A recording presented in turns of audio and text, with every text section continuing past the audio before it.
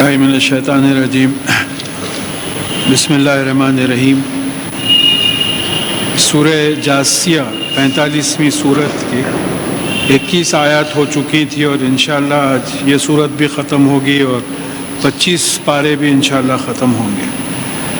تو اس سے آگے جو بات چل رہی ہے، اعوذ باللہ من الشیطان الرجیم بسم اللہ الرحمن الرحیم۔ وَخَلَقَ اللَّهُ السَّمَاوَاتِ وَالْأَرْضَ بِالْحَقِّ وَلِتُجْزَى كُلُّ نَفْسٍ بِمَا كَسَبَتْ وَهُمْ لَا يُظْلَمُونَ۔ اور اللہ تعالیٰ نے آسمانوں اور زمین کو حق کے ساتھ پیدا کیا۔ ایک تو معنی یہ ہوتے ہیں کہ سچائی میں پیدا کیا، کوئی ایلیوژن نہیں ہے۔ جیسا آپ رات میں ستارے دیکھتے ہیں، اب تو چاند پہ اتر چکے ہیں، محسوس ہوا کہ بھئی ایک سالڈ زمین ہے جس پہ اترے ہیں، ایسا نہیں ہے کہ کسی شاعر کا خیال ہے۔ تو ایک معنی یہ ہوتے ہیں کہ اللہ تعالیٰ نے آسمانوں اور زمین کو حقیقت میں پیدا کیا۔ دوسرے جو عام معنی دیے جاتے ہیں وہ یہ ہے کہ ایک مقصد سے پیدا کیا۔ اللہ تعالیٰ نے آسمانوں اور زمین کو ایک مقصد سے پیدا کیا۔ یہ بالحق کے بعد واو ہے۔ اب یہ واو تفسیری معلوم ہوتا، یعنی کہ دیٹ از کیا کے لیے لی تجزا کلو نفسن بما کسبت، تاکہ ہر نفس جو کماتا ہے اچھائی یا برائی اس کا اجر اس کو دے دے۔ یعنی معلوم ہوا کہ اللہ تعالیٰ نے زمین اور آسمان محض اس لیے بنائے ہیں کہ انسان کو آزمائے، اور جو نیک کام کرتا ہے اس کو جنت میں ڈالے، جو گناہ کرتا ہے اس کو دوزخ میں ڈالے۔ یعنی قرآن حدیث کے خلاف جو جاتا ہے وہ دوزخ میں گیا، اور جو قرآن اور حدیث کو اپنی زندگی میں ڈال لیا ہے وہ جنت میں چلا گیا۔ اب یہ مضمون یہاں پہلی دفعہ نہیں آ رہا ہے۔ سورہ ہود میں ہم پڑھ چکے کہ ہم نے 6 دن میں آسمان اور زمین بنائے تاکہ تم کو آزمائیں کہ تم میں بہترین عمل کون کرتا ہے۔ پھر سورہ ملک میں آیا، پھر سورہ دہر میں آیا کہ جو ہے ہم نے زندگی اور موت بنائی تاکہ تم کو آزمائیں، اسی لیے تم کو دیکھتا سنتا بنایا کہ تم کیا دیکھ رہے ہو، کیا سن رہے ہو، یہ تمام ریکارڈ ہو رہا ہے۔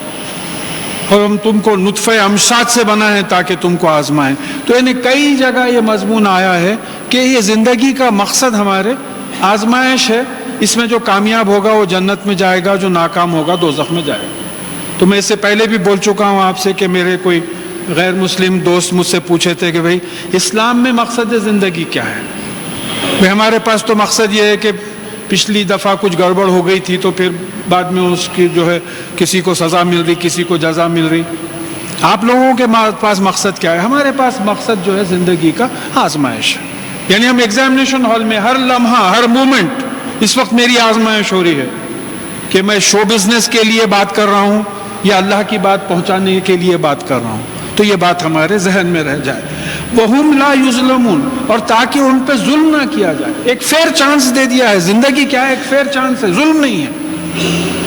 میں اپنی کسی کتاب میں ایک مثال دیا تھا، بعض لوگ اس کو بڑا پسند کرتے ہیں کہ بھئی اللہ تعالیٰ کو تو مکمل علم ہے کہ کون جنتی ہے کون دوزخی ہے، اس کو آزمانے کی کیا ضرورت ہے، لیکن یہ موقع دیا ہے تاکہ کل کے دن آپ گڑبڑ نہ کریں۔ تو اس کی مثال میں یہ دیا تھا کہ بھئی ایک جون کا مہینہ ہے، ایک سکول میں جو ہے 300 بچے لے سکتے ہیں، چھوٹے بہترین سکول ہے، بہت مشہور ہے، اور اس میں سے جو ہے کئی لوگ آگے، ہزاروں سے پیرنٹس آگے بچوں کو لے کے۔ وہ جو پرنسپل تھے ان کی 75 برس کی عمر ہے، بہترین ایکسپیرینس ہے ان کا۔ وہ بچوں کی صورت دیکھ کے 300 بچوں کو الگ کر لیا، اس میں سے باقی کو بولے کہ جاؤ۔ اب یہ پیرنٹس بولے کہ صاحب یہ ایسا کیسا، آپ امتحان لئیے، آپ ایسا کیسا، آپ اپنے تجربے پہ جو ہے کسی کو ایڈمٹ کر رہے ہو، کسی کو جو ہے ایڈمیشن نہیں دے رہے ہیں، آپ امتحان لئیے۔ تو چلیے پرنسپل جب امتحان لیتا تو پھر وہی 300 بچے پاس ہوتے، لیکن اب جو بچوں کو ریجیکشن ہوا ایڈمیشن کا، وہ کچھ اسٹرائک ورائک نہیں کر سکتے، کچھ ہنگامہ نہیں کر سکتے، کیونکہ ہر بچے کو موقع دیا گیا اپنی ورتھ پروف کرنے کا۔ تو یہ اس زندگی کی اہمیت کو سمجھنا ہے کہ یہ ایک اللہ تعالیٰ کی طرف سے یہ بھی کرم اور رحمت ہے کہ اللہ تعالیٰ نے یوں ہی نہیں ڈال دیا جنت اور دوزخ میں، ہم کو چانس دیا ہے کہ ہم بتائیں کہ ہم جنت کے قابل ہیں۔ اگر یہ نہ بتا سکے ہم تو اللہ نہ کرے کہ دوزخ میں جو ہے جانا پڑے گا۔ اس کے بعد کی آیت، یہ شروع کی 3 آیات بڑی اہم آیات ہیں۔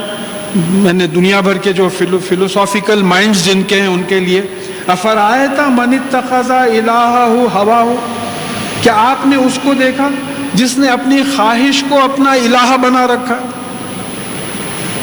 یہی مضمون سورہ فرقان کی 43rd آیت میں، آیت 43ویں میں آیت، یہی آیت ریپیٹ ہوئی ہے کہ فَأَرَأَيْتَ مَنِ اتَّخَذَ إِلَٰهَهُ هَوَاهُ، کیا آپ نے اس شخص کو دیکھا جس نے اپنی خواہش کو اپنا الہ بنا رکھا ہے؟ یعنی جیسا اللہ کا غلام، لا الہ الا اللہ، اللہ کے سوا کوئی الہ نہیں، تو جیسا اللہ کا غلام ہونا چاہیے اس کے برخلاف یہ اپنے خواہشوں کا غلام ہے، جو دل بولتا کرتا ہے. دیکھیں قرآن اور حدیث کے تابع اگر خواہش ہے تو اس سے بہترین مبارک بات اور کیا ہو سکتی ہے، لیکن خواہش اپنی انڈیپینڈنٹ ہے.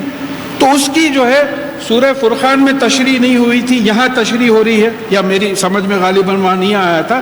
وَأَذَلَّهُ اللَّهُ عَلَى عِلْمٍ، اور اللہ تعالیٰ نے اس شخص کو اس کی علم کی بنیاد پہ گمراہ کر دیا تھا. اس کو اپنے آپ کو بہت لرنڈ سمجھتا تھا، بولتا تھا where is God, show me God, where is God. Science اتنی ترقی کری ہے، کہاں ہے بتاؤ خدا کہاں ہے؟ میں تو پورا چھان مارا، کہیں بھی نہیں دکھا. علم کا ناز ہے یہ. تو ایک صاحب مجھ سے ایسی بحث کی، میں بھی سائنٹیفک فیلڈ میں رہا ہوں، تو بولے صاحب آپ ایجوکیٹڈ ہوتے ہوئے اس قسم کی باتیں کرتے ہیں، how do you prove that there is a God? میں بولا بھائی ایک سیدھا جو سائنس سمجھ سکتے ہو مثال کو سمجھ سکیں گے. میں بولا آپ مجھے الیکٹران بتا دیجئے، الیکٹران اگر بتا دیے تو میں مان لوں گا کہ الیکٹران کا وجود ہے. آپ الیکٹران بتا ہی نہیں سکتے، آپ یہ آنکھ دیکھ ہی نہیں سکتی، ایٹم کو نہیں دیکھ سکتی، تو اس کے اندر کے الیکٹران کو کیا دیکھے گی؟ اچھا اس کا فوٹوگراف لینے گئے تو وہ جو فوٹونز مارتے تو اپنی فیلڈ سے ہٹ جاتا. میں آپ کی فوٹو لینا چاہ رہا ہوں، میں جیسا کلک کرنا چاہ رہا ہوں آپ ہٹ جا رہے ہیں فیلڈ میں سے، تو فوٹو کہاں سے آئیں گی؟ تو الیکٹران کی فوٹو بھی نہیں آ سکتی. It's a scientific fact. ہم خالی انفرنس سے، الیکٹران سے جو چیزیں ہوتی ہیں اس سے دیکھ کے ایک ثبوت دیے کہ بھئی الیکٹران موجود ہے. تو یہ ساری کائنات جو ہے انفرنس کے لیے، اللہ تعالیٰ کے وجود کے ثبوت کے لیے ساری کائنات موجود ہے.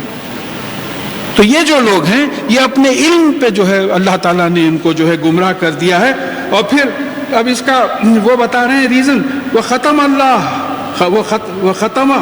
عَلَى سَمْعِهِمْ وَقَلْبِهِ وَجَعَلَ عَلَى بَصَرِهِ غِشَاوَةً، اور پھر اللہ تعالیٰ نے ان کے کانوں پہ مہر لگا دی ہے، ان کے دل و دماغ پہ مہر لگا دی ہے، اور ان کی آنکھوں پہ ایک کورنگ ڈال دی ہے، غلاف ہے، کور ہے، پورا کچھ نہیں دکھ رہا.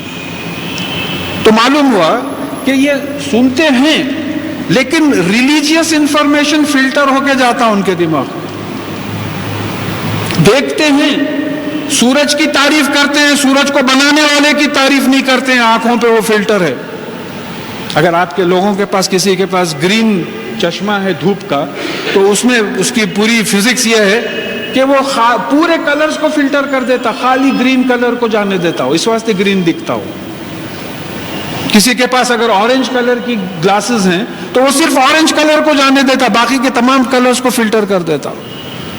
تو یہ جو کافر ہیں، سورہ بقرہ سے بات آ رہی ہے، ختم اللہ علی قلوبہم وعلی سمعہم وعلی ابصارہم غشاوہ ولہم عذاب عظیم. اللہ تعالیٰ نے سیل کر دیا. تو دین کا انفارمیشن، اسلام کا انفارمیشن ان کو، آپ آئنسٹائن ہیں، بڑے بڑے فزسٹ ہیں، بڑے بڑے کیمسٹ ہیں، ایسٹرونومرز ہیں، کاسمولوجسٹ ہیں، فلاسفرز ہیں، ہر بات سمجھ سکتے ہیں، بہترین سمجھا سکتے ہیں. وہ اتنے لیول پہ دنیا کو سمجھ گئے ہیں کہ ہم دنگ رہ جاتے ہیں کہ کیا انسان کا دماغ کام کر رہا ہے. لیکن یہ نہیں سمجھ سکتے. کیوں؟ اس لیے کہ اللہ تعالیٰ نے ان کے کانوں پہ، ان کی آنکھوں پہ، ان کے دل و دماغ پہ سیل کر دیا ہے. آپ کسی کولڈ ڈرنک کا باٹل لیتے، اس کے اوپر سیل ہے، نہ کوئی چیز اندر جا سکتی، نہ کوئی چیز باہر آ سکتی. جب ریسیپشن ہی نہیں ہے تو ریسپانس کیا ہوگا؟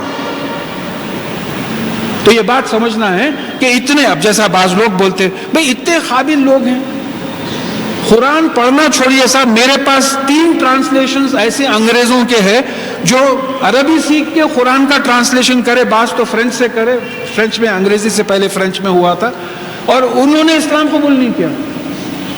قرآن پڑھنے کا چھوڑیے آپ، قرآن کا ترجمہ کرنے کے بعد بھی اللہ تعالیٰ نے ان کو سیل لگا دیا، سمجھ نہیں سکے. ترجمہ کرے لیکن اسلام قبول نہیں کرے. ایک مارموڈیوک محمد پیکٹول رحمۃ اللہ علیہ حیدرآباد میں تھے، وہ HEH کے فائنینشیل ایڈوائزر تھے، چادر گھاٹ اسکول کے پرنسپل تھے. تو انہوں نے جو ہے اسلام قبول کیا، وہ ترجمہ کیا، وہ پہلے کنورٹ تھے جو قرآن شریف کا ترجمہ کیا. تو یہ بات سمجھنا ہے کہ ان لوگوں کے کانوں پہ، آنکھوں پہ اور جو ہے دل پہ پردے اللہ تعالیٰ نے ڈال دیا ہے. فَمَن يَهْدِيهِ مِن بَعْدِ اللَّهِ أَفَلَا تَذَكَّرُونَ. تو پھر اللہ تعالیٰ کے بعد ان کو اور کون ہدایت دے سکتا ہے؟ کیا تم نصیحت حاصل نہیں کرتے؟ کیا غور و فکر نہیں کرتے اس چیز پہ؟ بات معلوم ہو گئی کہ ہدایت جو دیتے ہیں وہ اللہ تعالیٰ دیتے ہیں. اگر اللہ تعالیٰ ہدایت نہ دے تو کسی کو ہدایت نہ ملے. کون دے سکتا ہے؟ اللہ